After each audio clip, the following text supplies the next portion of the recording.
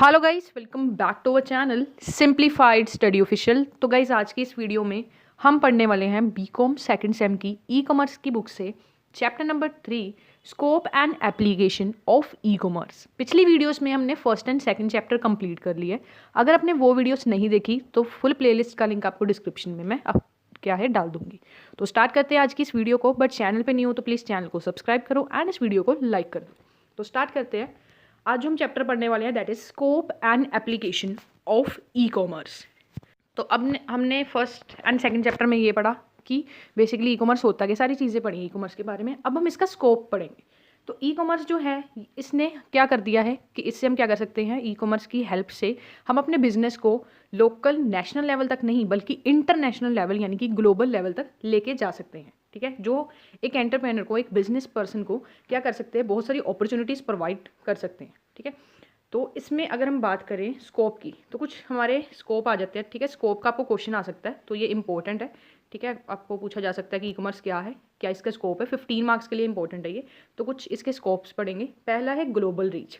अब जैसे मैंने अपनी शॉप ओपन की अपने लोकल एरिया में, वो सिर्फ लोकल कस्टमर्स तक ही सीमित रहेगी। बट अगर मैं ई कॉमर्स का यूज़ करती हूँ, एक अपनी वेबसाइट, अपनी प्रॉपर ऐप बनाती हूँ जैसे अमेजोन है, ठीक है, ग्लोबली लेवल तक मैं अपने प्रोडक्ट को पहुँचा सकती हूँ। तो इससे क्या होगा, ग्लोबल रीच बढ़ेगी, है ना। मेरे प्रोडक्ट की ग्लोबल रीच होगी, लोगों को मेरे प्रोडक्ट के बारे में पता चलेगा, हमारी कंपनी के बारे में पता चलेगा, और हमारी जो मार्केट है ना उस पर्टिकुलरली प्रोडक्ट के लिए वो क्या होगी, एक्सपैंड होगी। ठीक है, एक्सपैंड होगी। तो ई जो कॉमर्स है ये बिजनेसेस को अलो करता है जिससे हम ज्योग्राफिकल बाउंड्रीज तक अपने प्रोडक्ट को क्या कर सकते हैं, फैला सकते हैं, जिससे हम ग्लोबल ऑडियंस को रीच कर सकते हैं। साथ ही साथ ये उन बेसिकली बिजनेसेस के लिए काफ़ी ज़्यादा हेल्पफुल है जो काफ़ी ज़्यादा स्मॉल है, उनके पास इतनी कह सकते हो इतनी कैपिटल नहीं है कि वो अलग अलग ब्रांचेस हर जगह खोलें, है ना, हर अलग अलग कह सकते हो नेशंस में अपनी ब्रांचेस खोलें। वो सिर्फ क्या कर सकते हैं, ई कॉमर्स का यूज़ करें एंड अपने प्रोडक्ट को प्रमोट करें through social medias, email marketing, ठीक है, एडवर्टाइज कर सकते हैं एंड अपने प्रोडक्ट को ग्लोबली रीच करवा सकते हैं। नेक्स्ट है ग्रोथ ऑफ मोबाइल कॉमर्स।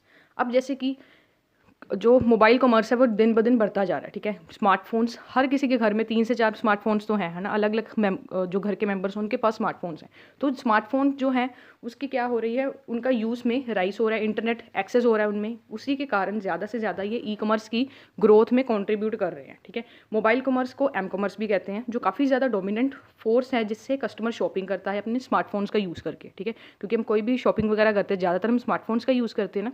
अगर स्मार्टफोन का यूज़ इंक्रीज़ होगा तो हमारे ई कॉमर्स के हमारे लिए क्या होगा, बेनिफिट ही होगा। नेक्स्ट है एडवांसमेंट इन टेक्नोलॉजी। टेक्नोलॉजी में इनोवेशंस आई हैं, नई नई टेक्नोलॉजीज आई हैं, जैसे एआई हो गया, आर्टिफिशियल इंटेलिजेंस हो गया, मशीन लर्निंग हो गया, डाटा एनालिटिक्स हो गया। ये ई कॉमर्स के लिए कह सकते हो एक बेस्ट चीज़ है जिससे हम अपने डाटा को सारा क्या कर सकते हैं, अच्छे तरीके से एनालाइज कर सकते हैं। आर्टिफिशियल इंटेलिजेंस की मदद से अगर हमें कोई भी चीज़ की ज़रूरत है, ठीक है, हम कोई डिज़ाइन चाहते हैं तो सारी चीज़ें हम ऐसे बना सकते हैं, कोई स्क्रिप्ट चाहते हैं वो भी बना सकते हैं।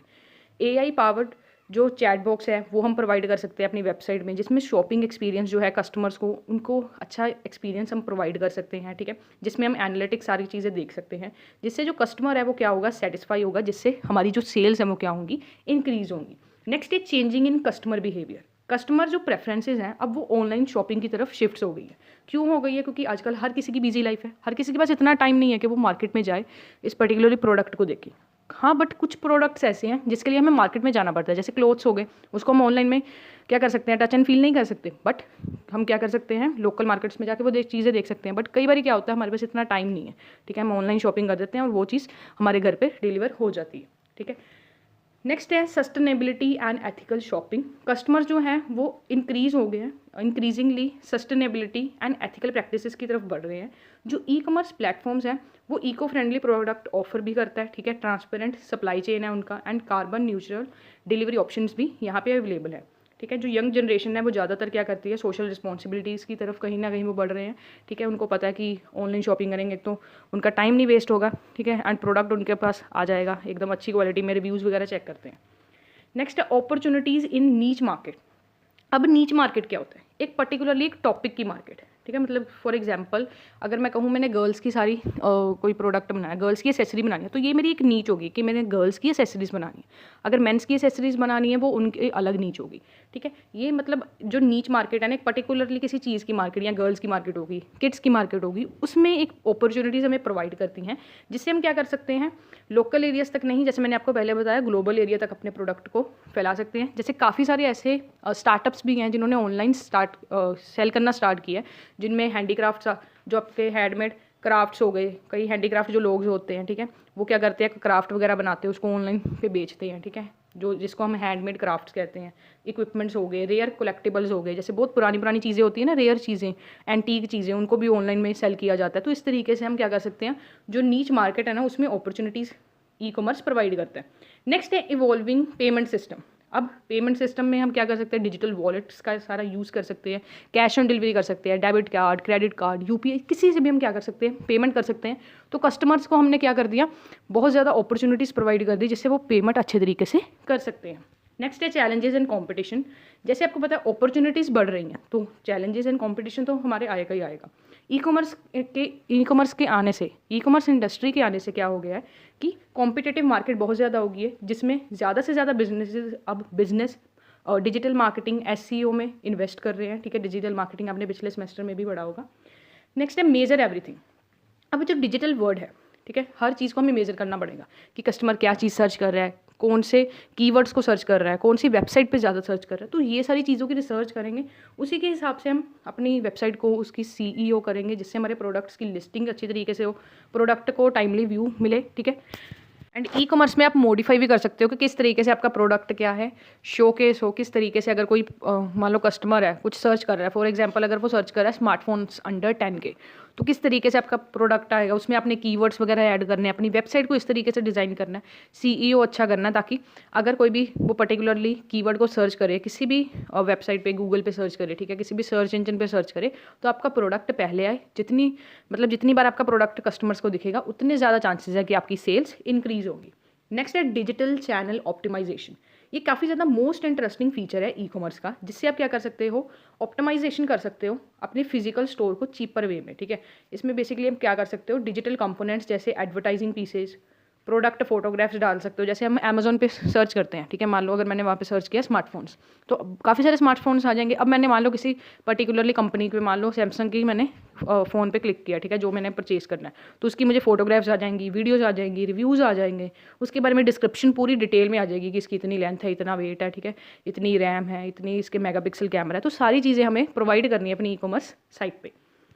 नेक्स्ट है शेल्फ्स एंड प्रोडक्ट पोर्टफोलियो। ये काफ़ी ज़्यादा बिगेस्ट प्रॉब्लम है जो बेसिकली रिटेलर जो है फेस कर रहे हैं इंडिया में, जो है रियल इस्टेट, ठीक है। इसमें बेसिकली क्या है कि अगर हम किसी भी शॉप पे, मान लो अपनी कोई भी शॉप है हमारी, ठीक है, वहाँ पे हम रेंट भी पे कर रहे हैं, फिक्स्ड कॉस्ट में सारी चीज़ें पड़ रही है, बट वो चीज़ हमें क्या है, ई कॉमर्स में नहीं पड़ने वाली है ना। हमें सबसे पहले एक अप्रोप्रिएट फिजिकल लोकेशन ढूंढनी पड़ेगी जहाँ पे हम अपना प्रोडक्ट को सेल करेंगे। वहाँ पे हमें सारा स्टोर सेट करना पड़ेगा, सारी इन्वेंट्री रखनी पड़ेगी, स्टॉक बहुत सारा रखना पड़ेगा। बट ई कॉमर्स में ये सारी चीज़ों की आपको ज़रूरत नहीं है, आपको कोई लोकेशन, फिजिकल लोकेशन नहीं चाहिए, ठीक है। बस आपके पास थोड़ा सा भी स्टॉक है तो तब भी आप सेल कर सकते हो। जैसे जैसे आपका बिकता जाएगा वैसे वैसे आप न्यू स्टॉक ऐड कर सकते हो। नेक्स्ट है पेमेंट फ्लेक्सिबिलिटी। ई कॉमर्स का सबसे बड़ा ये बेनिफिट है पेमेंट फ्लेक्सिबिलिटी। अगर आपके बैंक में पैसा, आपके पास हाथ में पैसा नहीं है ना, तो आप क्या कर सकते हो, पेमेंट ऑप्शन जो आपके पास बड़ी हैं, जैसे UPI, credit card, debit card जैसी चीज़ें आप यूज़ कर सकते हो, ठीक है। अगर नहीं है तो आप कैश ऑन डिलीवरी भी चूज़ कर सकते हो। नेक्स्ट है scope of e commerce industry in India. अब इंडिया में क्या स्कोप है ई कॉमर्स इंडस्ट्री का? पहला है इंक्रीज ऑनलाइन शॉपर बेस, ठीक है। इंडिया की अगर हम बात करें, ऑनलाइन शॉपर बेस जो है एक्सपेक्टेड, मतलब ऑनलाइन जो शॉपिंग कर रहे थे ना, 2021 की अगर मैं बात करूँ, 150 मिलियन लोग जो थे उन्होंने शॉपिंग की थी ऑनलाइन में, बट जो बढ़ के 2026 में ये माना जा रहा है कि 350 मिलियन तक हो जाएगा। नेक्स्ट है इंक्रीज्ड इंटरनेट यूज़र। अब जो इंडिया जो इंटरनेट यूज़र है ना, वो एक्सपेक्ट किया जा रहा है कि 900 मिलियन हो जाएंगे 2025 में, जो 2025 अभी चल रहा है, ठीक है। तो 2025 में क्या हो जाएगा, 900 मिलियन लोग जो इंटरनेट का एंड मोबाइल का यूज़ करेंगे। जितना इंटरनेट के यूजर्स बढ़ेंगे उतना स्मार्टफोन का यूजेस बढ़ेंगे, जिससे क्या होगा, ई कॉमर्स की ग्रोथ इंडियन मार्केट में होगी, ठीक है। नेक्स्ट है इंक्रीज स्मार्टफोन पेनिट्रेशन। जैसे जैसे स्मार्टफोन का यूज़ बढ़ रहा है, ठीक है, वैसे वैसे ये एक बहुत बड़ा ग्रोथ फैक्टर साबित हो रहा है ई कॉमर्स की ग्रोथ के लिए। नेक्स्ट है इंक्रीज कस्टमर वेल्थ। जो कस्टमर है वो एफिलेंट यानी कि वेल्थी हो रहा है, क्योंकि कस्टमर्स के पास जैसे जैसे अगर कस्टमर के मान लो कस्टमर की इनकम अगर इंक्रीज़ हो रही है तो उसकी शॉपिंग भी इंक्रीज़ होगी, उसके एक्सपेंसेस भी इंक्रीज़ होंगे ना। तो इस तरीके से ऑनलाइन शॉपिंग वो कर रहा है। नेक्स्ट है इवॉल्विंग कस्टमर प्रेफरेंसेस।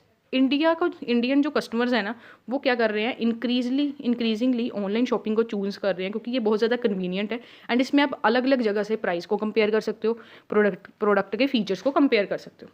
नेक्स्ट है रोबस्ट लॉजिस्टिक इंफ्रास्ट्रक्चर। इन्वेस्टमेंट जो है लॉजिस्टिक एंड वेयर हाउसिंग में, ये बेसिकली इसने इंप्रूव किया है डिलीवरी टाइमिंग में। जैसे अमेजोन की आपको 1 डे डिलीवरी मिलती है, फ्लिपकार्ट में भी आपको 1-2 डेज डिलीवरी मिलती है। ऐसे डिलीवरी भी अच्छी तरीके से हो रही है क्योंकि हमारा सप्लाई चेन मैनेजमेंट एकदम बढ़िया है। नेक्स्ट है गवर्नमेंट इनिशिएटिव्स। जो इंडियन गवर्नमेंट है वो भी डिजिटल मार्केट पे फोकस कर रहे हैं, ऐसी कॉमर्स पॉलिसीज़ इंट्रोड्यूस कर रहे हैं जिससे वो एक कह सकते हो बेस्ट इन्वायरमेंट प्रोवाइड कर सके ऑनलाइन बिजनेसेस के लिए। जो गवर्नमेंट ऑफ इंडिया है उन्होंने काफ़ी सारे इनिशिएटिव्स अनाउंस किए हैं, जैसे digital India, make in India, startup India portal, जिससे ई कॉमर्स की जो ग्रोथ है वो हो रही है इंडिया में। नेक्स्ट है लो डाटा प्राइजेस। लो डाटा प्राइजेस ने भी काफ़ी ज़्यादा कंट्रीब्यूट किया है ई कॉमर्स इन इंडिया की ग्रोथ में। नेक्स्ट है online store bye traditional retailers. काफ़ी सारे ऐसे ट्रेडिशनल रिटेलर्स हैं जिन्होंने अपने ऑनलाइन स्टोर्स बना रखे हैं, जिसके कारण वो अपने बिजनेस को कंटिन्यू कर पा रहे हैं, और अगर वो नहीं यहाँ पे ई कॉमर्स स्टोर बनाते तो शायद उनका बिजनेस आगे ना चलता। नेक्स्ट है selling online from remote areas. E commerce allow करता है मैन्युफैक्चरर्स तक, ताकि वो रूरल एरिया से भी किसी भी जगह पे अपना प्रोडक्ट सेल कर सके ग्लोबल लेवल पे। नेक्स्ट है पेमेंट ऑप्शन। पेमेंट ऑप्शंस आपको काफ़ी सारे मिल जाते हैं, जिसमें आपके cash on delivery, credit sales, जो काफ़ी सारी चीज़ें पेमेंट ऑप्शन आपको मिल जाती हैं, ठीक है। नेक्स्ट है selling across multiple channels. Peoples जो है वो लोग जो हैं वो रिसर्च कर रहे हैं, एनालाइज कर रहे हैं एंड अपने multiple channels and multiple devices से ऑनलाइन शॉपिंग कर रहे हैं, वहाँ पे प्राइजेस को कंपेयर करते हैं, रिव्यूज़ देखते हैं, उसके बाद सारी शॉपिंग करते हैं। नेक्स्ट है सोशल कॉमर्स। जैसे जैसे सोशल मीडिया जो है उसकी ग्रोथ हो रही है, वैसे वैसे ई कॉमर्स की भी ग्रोथ हो रही है, क्योंकि सोशल मीडिया एक ऐसा प्लेटफॉर्म है जिससे आप अपने प्रोडक्ट को प्रमोट अच्छे तरीके से कर सकते हो एंड अपनी सेल्स एंड रेवेन्यू को इंक्रीज़ कर सकते हो। नेक्स्ट है ओमनी चैनल रिटेल। ये काफ़ी ज़्यादा इंपॉर्टेंट है, जिससे हम ई कॉमर्स प्लेटफॉर्म जैसे मोबाइल फ़ोन से ही ज़्यादातर ऑनलाइन शॉपिंग ज़्यादा की जा रही है, तो इसका जैसे जैसे राइज हो रहा है यूज़ का, वैसे वैसे ई कॉमर्स का भी राइज हो रहा है। नेक्स्ट है ऑगमेंटेड एंड वर्चुअल रियलिटी। जो ये टेक्नोलॉजीज़ हैं ये ट्रांसफॉर्म कर रही है कस्टमर किस तरीके से प्रोडक्ट को रिएक्ट करता है, अपनी परचेज डिसीजंस लेता है। इससे हमें पता चलता है कि कस्टमर क्या सर्च कर रहा है, ठीक है, उसकी क्या नीड्स है, क्या वो फीचर्स चाहता है, उस हिसाब से अपने प्रोडक्ट को शोकेस कर सकते हैं। नेक्स्ट है जनरेटिव एआई।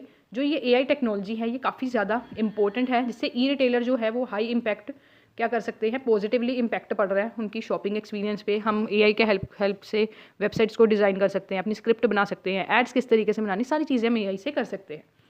नेक्स्ट है क्रॉस बॉर्डर ई कॉमर्स। ये काफ़ी ज़्यादा इंपॉर्टेंट है, ठीक है, किसकी ग्रोथ के लिए, इंडिया की ई कॉमर्स लैंडस्केप के लिए, क्योंकि क्रॉस बॉर्डर ई कॉमर्स हम कर रहे हैं। नेक्स्ट है यूनिफाइड पेमेंट्स इंटरफेस, जिसे यूपीआई कहते हैं। ये काफ़ी ज़्यादा इंपॉर्टेंट प्लेयर साबित हुआ है डिजिटल ट्रांजैक्शन के लिए। नेक्स्ट गाइस हमारा पॉइंट है पर्सनलाइजेशन। पर्सनलाइजेशन का बेसिकली क्या मतलब है कि हमने अपने वेबसाइट का या जो हमने ई कॉमर्स स्टोर बनाया ना उसका हमने इंटरफेस इस तरीके से रखना है ताकि यूज़र को यानी कि कस्टमर को बेटर एक्सपीरियंस मिले। नेक्स्ट है रीचिंग द टायर 2-4 मार्केट्स। हमें क्या करना है, अपनी जो ई कॉमर्स हमने स्टोर बनाया उसके साथ हमने एडवांसमेंट मतलब टेक्नोलॉजी के साथ एकदम अच्छी तरीके से कनेक्टिविटी बनाए रखनी है, जिसमें अब हम क्या करेंगे कि इसमें हम क्या करेंगे कि फ्यूचर डिमांड को भी एक्सपेक्ट करेंगे। मतलब मान लो अगर आज हमारे महीने के 1000 जो यूनिट्स हैं वो सेल हो रहे हैं, तो उस बेसिस पे हमने एनालिटिक्स का यूज़ करके, डाटा का यूज़ करके हमने क्या करना है कि हमने फ्यूचर डिमांड को भी देखना है एंड कोशिश करनी है जो आपका ई कॉमर्स प्लेटफॉर्म है ना वो रूरल एरिया में भी क्या करे, डिलीवरी दे। जैसे स्विगी हो गया, ठीक है, जोमेटो हो गया, एक और आपकी कंपनी है जेप्टो, ठीक है, ये क्या करती हैं जैसे 15 मिनट्स का हो गया, इंस्टेंट ही आपको जो चीज़ें हैं ये आपको डिलीवर करती है, ठीक है। एंड नेक्स्ट है आपका high level of investment in e commerce sector. Huge number of investment जो है national and international companies e commerce sector में कर रही है। कहीं ना कहीं इसके कारण एक पॉजिटिव इम्पैक्ट पड़ रहा है, जिसके कारण हमारी जो इंडिया में बेसिकली ई कॉमर्स जो इंडस्ट्री है ये क्या कर रही है, ग्रो अप कर रही है। नेक्स्ट है growing market size. Indian e commerce जो इंडस्ट्री है ये प्रोजेक्ट किया जा रहा है, मतलब ये फोरकास्ट किया जा रहा है कि अबाउट $325 बिलियन की ये मार्केट हो जाएगी ई कॉमर्स की 2030 तक, ठीक है। एंड जिस हिसाब से ये ग्रोथ हो रहा है उसी के हिसाब से ये इसकी फोरकास्टिंग की जा रही है, ठीक है।